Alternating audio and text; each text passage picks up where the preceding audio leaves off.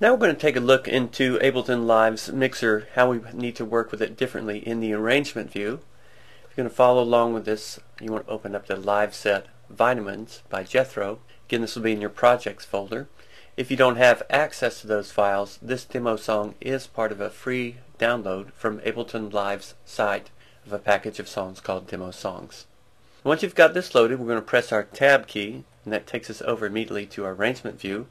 We're also going to hide the lower detail view, Command Option L or Control Alt L.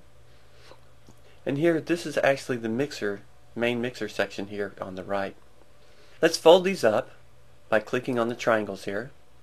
And if you want to, you can fold them all up by holding down Option on the Mac or Alternate on Windows and click on the triangle. And now we get to see the minimal view of the mixer will be an activate or on-off switch, the solo button, and also the arm for record switch. And this will be available on any audio tracks. So that's the minimal view of the mixer. Let's unfold a track.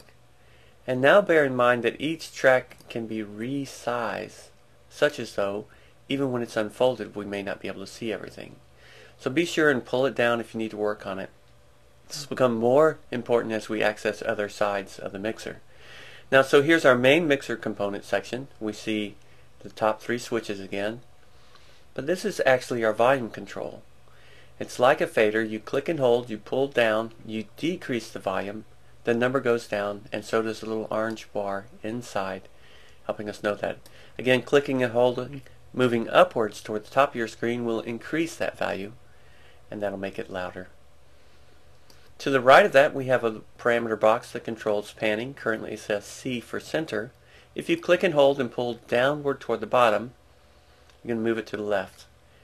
As you move it toward the top of your screen, as you're holding with your mouse, you're going to be panning over to the right-hand side. Then below that, we have two boxes, which is the level of this current signal being sent out to auxiliary send A and auxiliary send B. We can see currently we only have two auxiliary sends, and that's why we see only two boxes here. If we add another return track, we see a third box in here and a third return down here. Now currently the returns are visible, so we can see those down here. Now notice also that the I/O section has not yet been revealed. We're going to open that next, and here it opens up to the left. Now again, here you're going to be careful about how much the track width has been set to, because you can't see everything unless the track width is at least at a height of this tall. Okay, so that's the I/O section, inputs, monitoring mode, which outputs there. Let's open up our last section, the delay section, and that opens up to the right. Now notice as we reveal each of these additional sections of the mixer that it starts to squeeze in on the main display of the arrangement view, and that makes it harder to work. So you want to keep these hidden until you're ready to work with them. The delay for sure is something we usually leave set, so that will commonly be hidden. In here, the input output, usually we set that and leave it.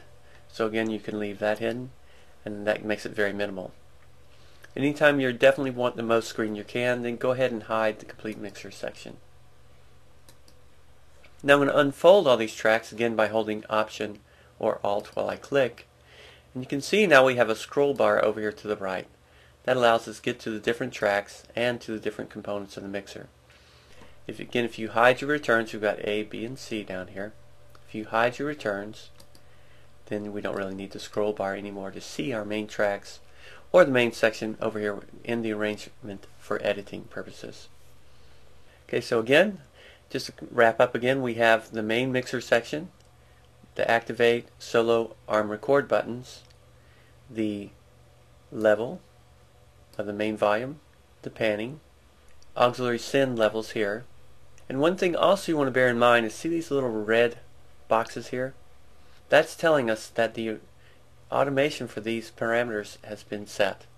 Now as soon as I moved the value for the panning, that box went gray, telling me that I've changed this value, and so then in a way I've asked Ableton Live to temporarily ignore the automation.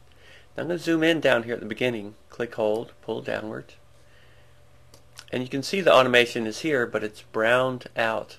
Now to return to our original settings in the arrangement, we know we can always click here on the Back to the Arrangement button. Then the panning automation becomes active or red again, and we see the colored red box here up in the upper left hand corner.